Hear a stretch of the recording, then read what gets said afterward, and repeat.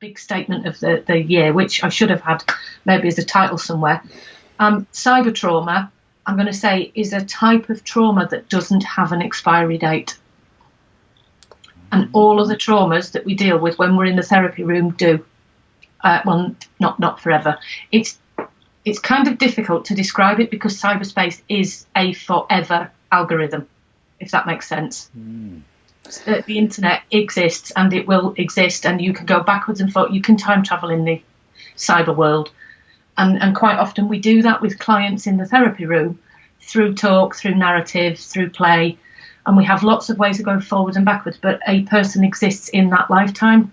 And actually some of the things that happen and they become things of the past. Whereas actually events that happen in cyberspace that can be the trauma can reappear in the future.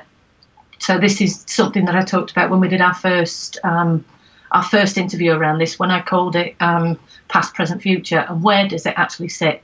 So this is trauma that moves up and down throughout time, and it doesn't have an expiry date.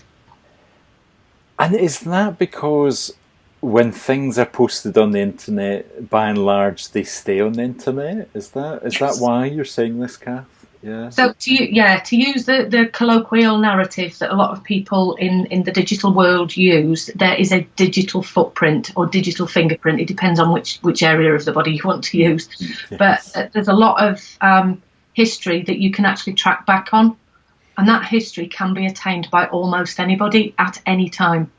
And one of the interesting things is, so it's not in the book, is this idea about people still existing after they've died. So Facebook accounts still being alive. On my Facebook page, I posted a really nice piece of, it was from a video gaming website, and it was about a young boy who'd gone on to play a game, and his dad had died suddenly. And when he went on the game a couple of years later, his dad's car was still in the game. So in effect, it was like his dad's ghost was still alive. So for him, it was a poignant moment. But I also think, well, actually, how does that work when we're working with clients in the therapy room? Because that is something that couldn't have existed 10 years ago, that you would meet up with some form of ghost or algorithm or whatever you want to call it. It's just not possible, but now it is. Is this making sense? It is. So, like, I've seen this with clients, maybe like there's a voicemail that might be played over things like that, but like this is another level, I guess, where someone's avatar or the Facebook, Twitter account is just there, I guess. Yeah. So the actual existence of people continues on, and that can be in the forms of videos, the forms of photographs, the forms of so for example, I know that yourself and Saz quite often use third-party programs to put tweets out for you. For example, if you're going on holiday, you can get them to auto-tweet for you. And it's those kind of things that can happen as well, which can actually bring about this really bizarre experience for people, which I don't think Lon would have ever written about it in this way, because people die and that's the end. Whereas my Twitter account could go on, in theory, even if I'm not here. Yeah. Yes, yeah.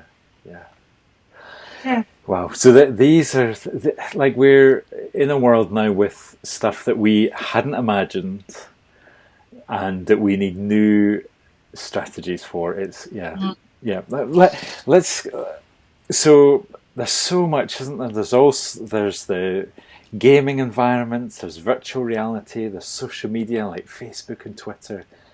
Why should therapists be concerned with all this? Like, have we not got enough, like the MBACP ethical guidelines? Have we got to get to supervision? Why are you getting us to think about this stuff too, Cath? There are a number of reasons. The first one is